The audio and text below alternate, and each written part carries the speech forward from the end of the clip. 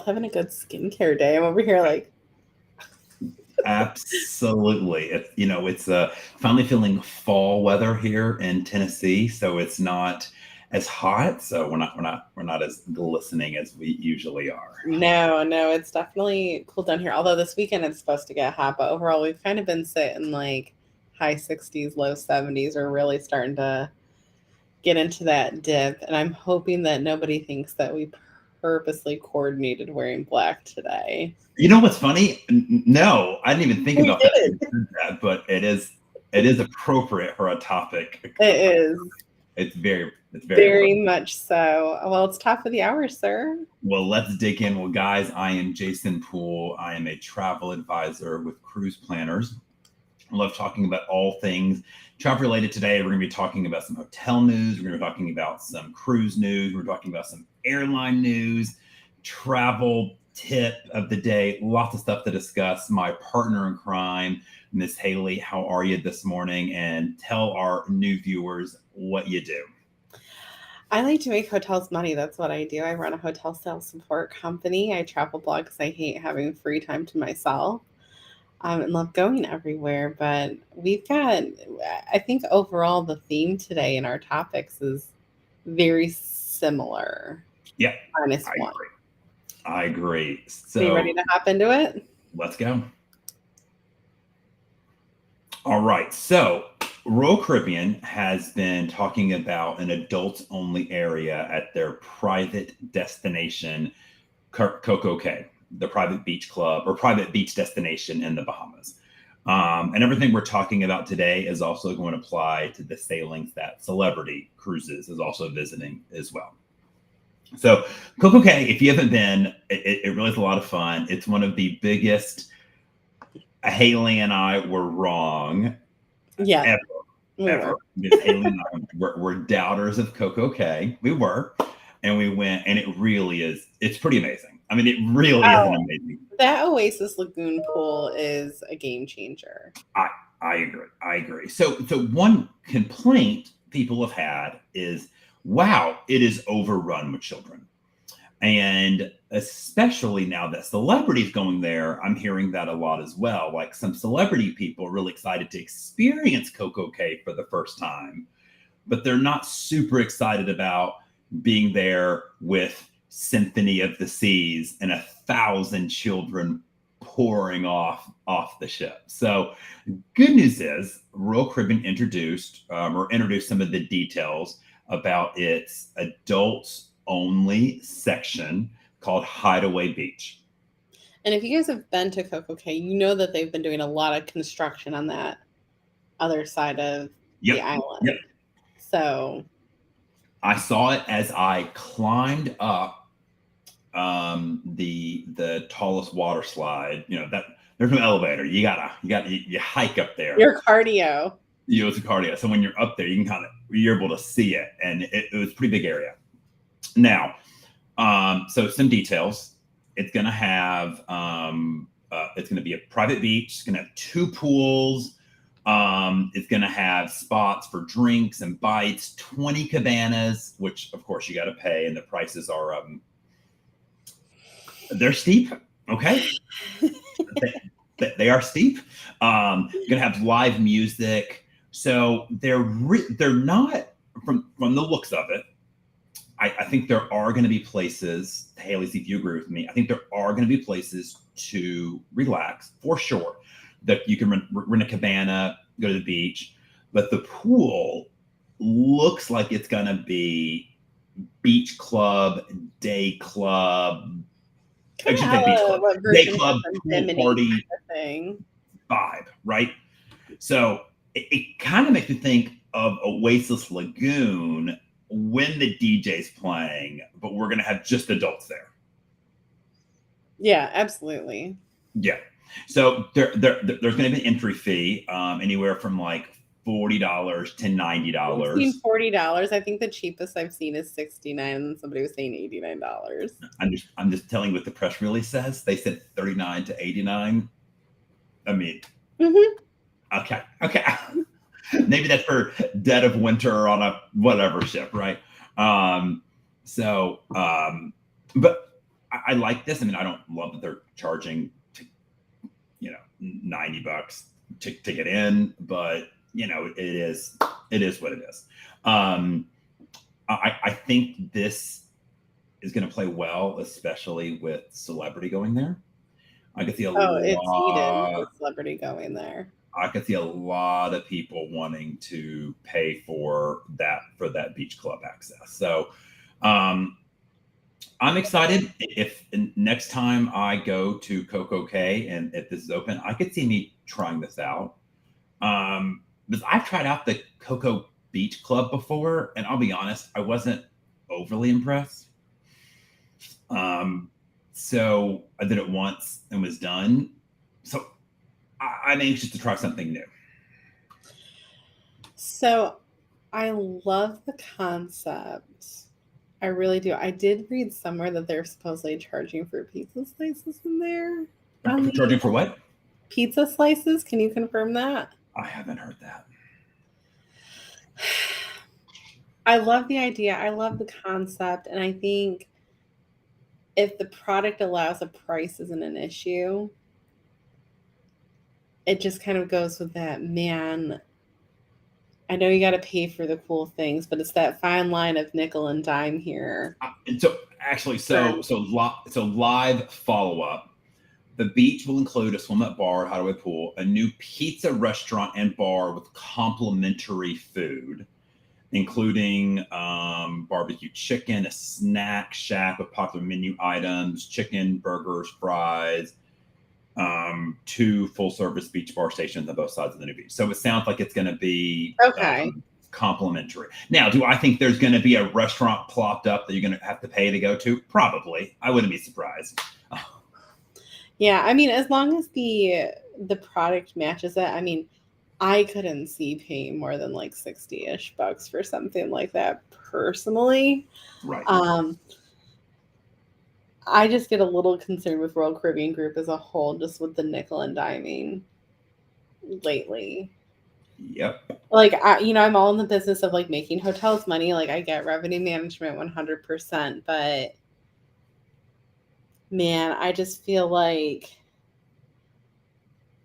oh, I don't know. I get a little, it takes away the point of like, when I look at a travel agent seller selling itineraries, like one of the pluses to having Coco K Labadee was like, you can get a day where your stuff is included. And it's not saying that you can't go to Oasis Lagoon and whatnot. But, I can't imagine telling that to a family. Then they're sitting there in the Oasis Lagoon pool, which is great.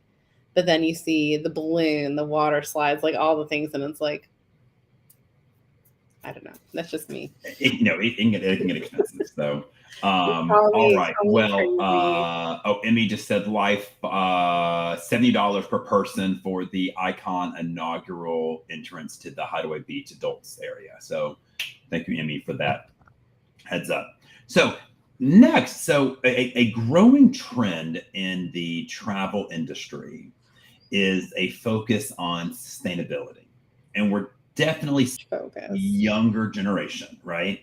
So it is, you know, like MSC has a new commercial out that is all about sustainability, how they're trying to get to net zero carbon emission. Okay. There's no call to action in this commercial. There's no book today. There's no call your travel advisor. The whole commercial is just, can we do better? We think we can. Like, our new ship has this. We're going to focus on this. So there's this growing trend of sustainability. We're seeing it we're seeing it in tours. We're seeing it in cruises. We're starting to see it in hotels, which makes the next topic make a lot of sense.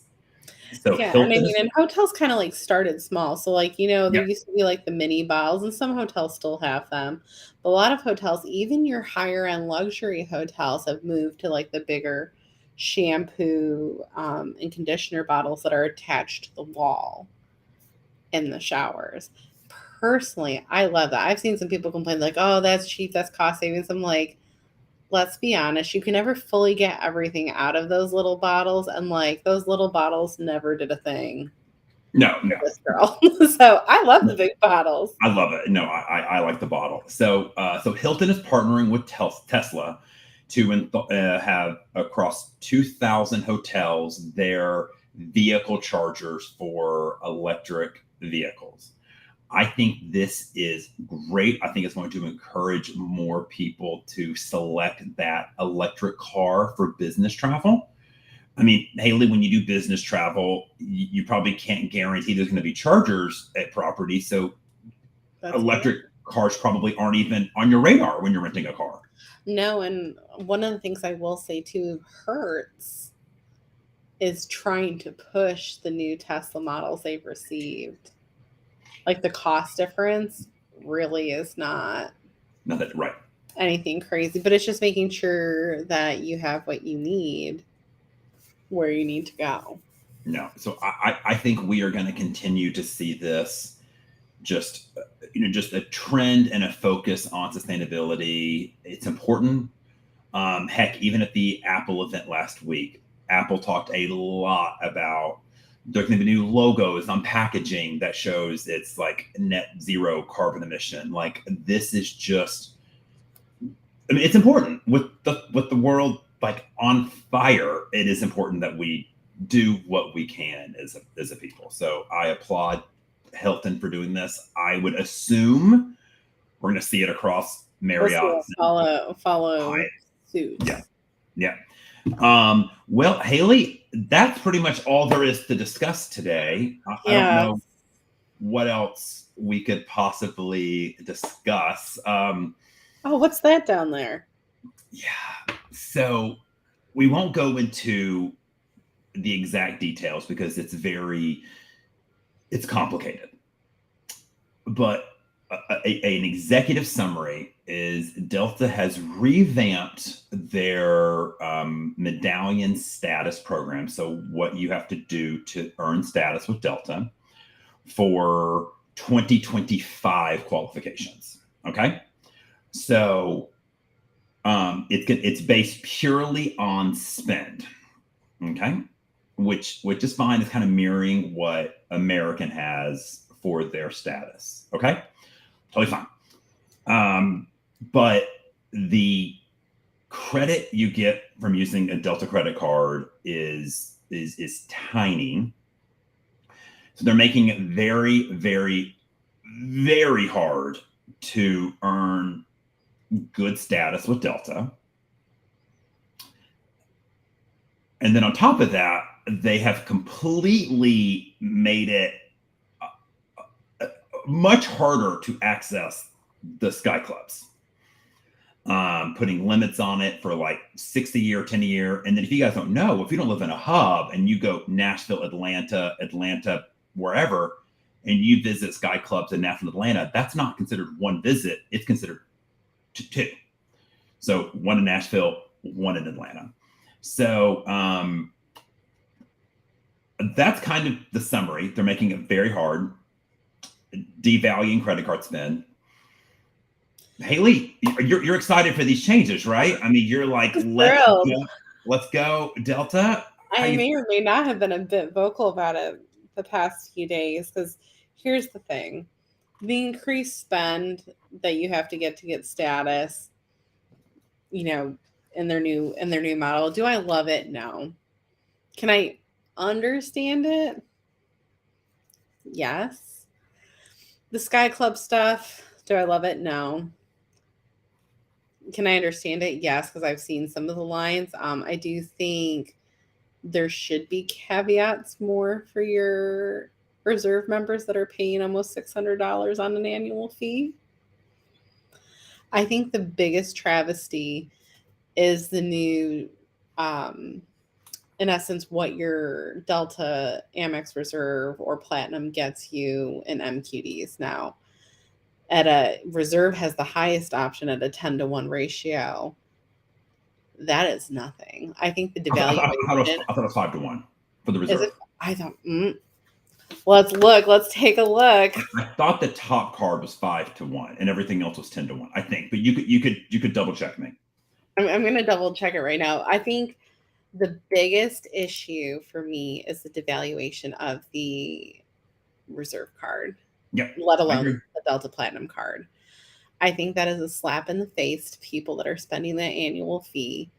And people generally flying Delta, you and I can both agree on this. We pay more money to fly Delta. Mhm. Like, we could be booking cheaper business class on One World or Star Alliance, generally speaking, to go Mhm. across the pond by Mhm. at times thousands of dollars. Mhm. I know you've seen that yourself. I get a little extra punch. I know it is 1 to 10. When the I thought No, something was 1 to 5. I one know, like Delta Vacation. credit cards. Members earn one MQD for every $10. Then Well, regardless, yeah, we're not here to read we're that. not here We're to not here to give you read. the specifics on it, but I think that is the biggest issue is the devaluation of that card, and the fact, that, especially with the reserve card, that is such a high ratio. Like, people that have that reserve card are spending money on that Right. for a reason, generally speaking. Like, at the bare Okay. minimum, people were spending at least $25,000 a year on this card to hit the old threshold line. Yeah. I think that is the biggest travesty out of the whole situation. I can almost live with everything else. Yeah. I just think so. This year I will have flown to Europe 3 times business class, South America once business class, some domestic stuff here and there, a lot of first class, and I am almost to diamond for next year. Right, one more run for like I could hit diamond under the new structure. I am barely hitting platinum next year, barely. Yeah, it would be a stretch for myself. I go across the pond, not always business, but 2, 3 times a year. I have, at the very bare minimum, work wise, at least 8 to 12 round trip domestic flights, and that doesn't include other little odds and ends. Like, even Could be depending on how my schedule lines up, even gold could be a little bit of a could be difficult. So I'm going to say this, and then we'll segue to the question of the day. Is Taylor Swift says, "Don't get sad, get even." Right. yeah. So the question is, for 2025, will you be chasing Delta status? So for me, as of this very second right now, no, I'm not going to. I have Okay. pretty much already handily earned it for 24. Same. But I personally, everybody's a little bit different. You'll see that Jason and I are a little different on this topic. For me, I'm kind of sitting down, I'm looking at Star Alliance, I'm looking at One World, American United here, and seeing what is going to get me the best value for my scenario, which is, I put all of my employees, not that it's a huge amount of travel compared to some company, but employees that go every quarter to hotels on Delta right now. So I earn points from that. I earn all these things that help me when I travel with my family for personal. That, I like to maximize what I'm getting, because when you're paying for 3 tickets, or, 4 or 5, like people watching us, you have to be a little bit more diligent right now. Um, I've kind of made my decision. Here's the thing, I kind of want Star Alliance, but I will say I think American's done a really great job at the simplicity of the overhaul of their program. It's not like, oh, let me divide this number out. United's gets a little confusing, Oh, but Mr. I don't Silvertail even. for I don't me, know. I don't even understand the points plus thing. United is it's complicated. very complicated. American seems extremely simple, and plus there's other ways to earn, which I can appreciate. But unless there's a rollback, and kind of like Jason said, don't get mad, get even. I've submitted, a formal complaint to the Platinum line and Sky Miles, and I've done one with American Express as well. Just, I'm a card member. I hold a ton of American Express cards. Like, it is alarming how much money I spend on my American Express cards every year. Um, because when Delta tried doing that, like, oh, you can't hit the Sky Club, when you arrive or whatnot, that got overturned because people got mad. and voice that they got mad. So I will openly wait and hear, but I am transitioning and looking at the travel that I'm doing in 24, possibly doing a challenger program with run with one of those lines and doing that. So that's what my plan is. What's your plan? So, like I said, I'm well secured in platinum for next year. I'm very, very close to diamond. I'm tempted just to hit it just so I could get the global certificates for 2024, right? Just to have those for 24. So I could still see 24 being, I'm still flying Delta because I do have the certificates, right? Mm-hmm. Um, but I'm going to be open to other choices. I'm really, as of today, I'm leaning toward being more airline agnostic. There are pros and cons to being airline agnostic. Airline agnostic, a pro is just quite simply better flight choices, better schedules, and often better prices. Um, as a travel advisor, I have access for my clients and myself, I'm my own client, to wholesale and bulk rates on flights, especially on international flights and especially on business class.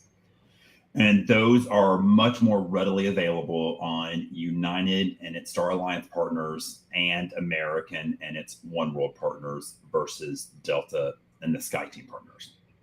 So I'm going to be a little bit more open to flying other airlines if the price is right.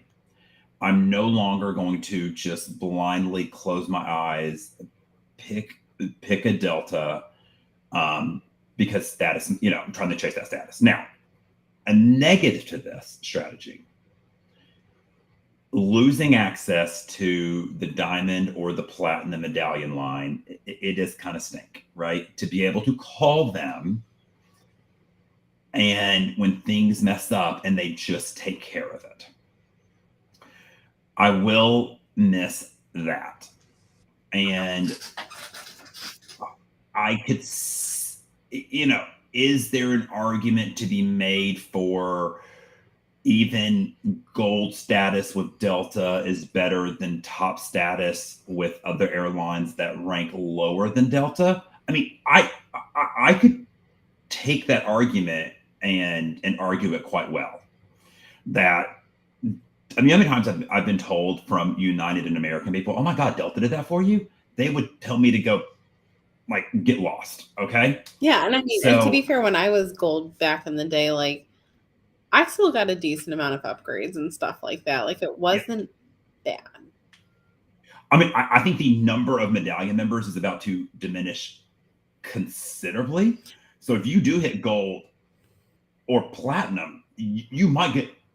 I mean, they're really, really, really making diamond for the you are flying to Asia in business class all the time, Australia, Europe. You know what I mean? Like you are a globe trotting citizen. I do think the platinum number is a little high. Like It is. it's a little high. So look, you have choices.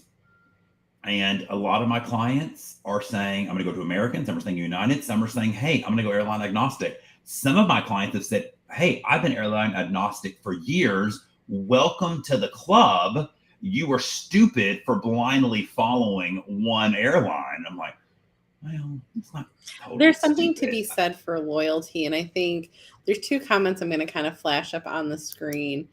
One comment is because a lot of these companies, like Royal as well, have become very top heavy, and something has to be done. And then, of course, Pam brings up the point of it's a balance of making changes to top heavy loyalty programs versus alienating loyalty. Um, Yeah. Addressing both of those briefly, I'll be honest, Josh. I think comparing cruise line loyalty to this is not even in the same ballpark. Okay, I don't think Royal and Celebrities loyalty program is top heavy. Celebrity loyalty doesn't even matter. So I actually somewhat somewhat disagree.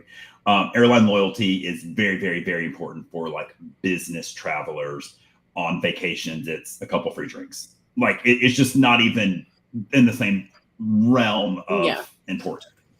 Um, and I think Pam is right because Delta needs fewer diamond members. They do, but you could do it in a more gentle way than this. Well, I think, for Diamond, and I mean, we all know we're not sitting in that boardroom having this conversation. Right. Wouldn't it make sense to very heavily increase that spend and miles Look, to but I mean, if you're Delta and you are looking at, we win the number one airline in America like every year. We have the highest prices. People pay it. We don't have to give first class upgrades that often because you know what? People on Delta tend to buy first class. So we'll have fewer medallion members. People are still going to book us. That's the gamble I think they're making, right? They're trying to make, is Haley going to be a silver member and be happy with that and still keep flying Delta? Delta saying, you will. exactly. And I mean, I will tell you, I mean, maybe you will. I don't know. I don't know. and I'm a fickle mistress here. I guess the real question is, what's more important? Lower status on a better airline or better status on a worse airline? What's more valuable? Well, here's the thing. Right now, the way that the program is set up for me and the way that I utilize this program, the benefits of status allow me certain privileges when traveling for business and pleasure. Yeah. Taking away some of those options, like I know we're talking about overcrowded in the Sky Lounge, and thankfully I have an Amex Centauri. I can do Centurion and other things. With some of my employees, I Right. have, American Express cards. They have the company card. There's lounge there's a lot of things that play for me that helps save me money and maneuver and maximize things. So that's an I don't know for me right now. I don't. Yeah. And I mean, I'm the same. It's like, would I pay an annual fee? Like, that's kind of high to even buy Sky Club. Maybe, but you know what?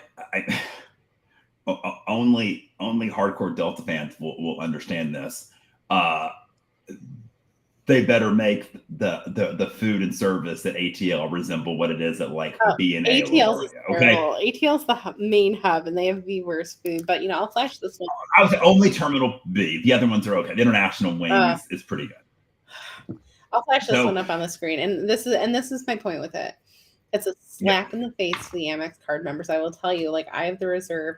Jeff actually has the Delta Gold and the Platinum, and he already called for the Gold. Dropped it down to there is a Delta Blue card that is like no annual fee or whatever. Doesn't get you anything. It's just simple dollar for dollar. And the Amex rep shared with him on that call that is the phone call they've been getting all day. you know what? And look, maybe Delta is saying people are going to be mad, but they're still going to pick us to fly. I Maybe mean, they're that's wrong. that's their bet to make, and that's kind of That's where their gamble. I talked about, the price versus the value and the service comes into play. Like, I don't know if I'm going to completely shut that out, but I just have to look and make the moves that maximizes the most for my situation. And I think that's what people just need to consider in general when they look at that. Is that going to be a huge deal breaker for most people? I think that are watching this, they're not going out and traveling for business, 10 to 15 times a year. They're going on 2 to 4 trips a year with their family. And that isn't a huge deal to them. No, I agree. Listen, Haley, we could We could debate beat this this at horse, length. dead horse, for a while. I've already gone through all We my could. stages of grief on it. We could, and we swear to God, we did not both plan to wear black today. No. It must have just happened. Okay, it just happened, guys. It's upsetting, but as a consumer, we have choices, right?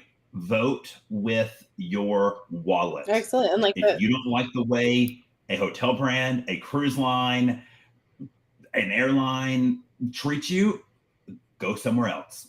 It's just not, you we have are choices then. very privileged to have a lot of choice here.